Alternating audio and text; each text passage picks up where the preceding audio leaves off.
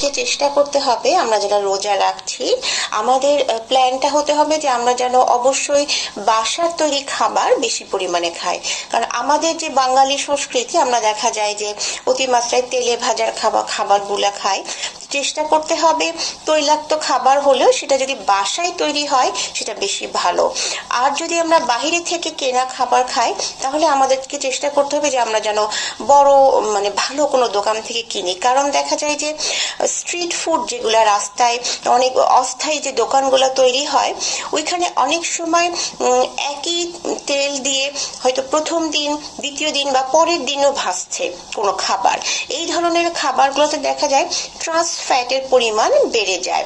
অর্থাৎ যে খাবারগুলা একই তেল দিয়ে বারবার ভাজা হয়, এই খাবারের মধ্যে যে ফ্যাটটা তৈরি হয় সেটা আমাদের রক্তে খুব দ্রুত খারাপ ধরনের চর্বির পরিমাণটা বাড়িয়ে দেয়, যেটা আমাদের কোলেস্টেরল লেভেল বাড়িয়ে ফেলে।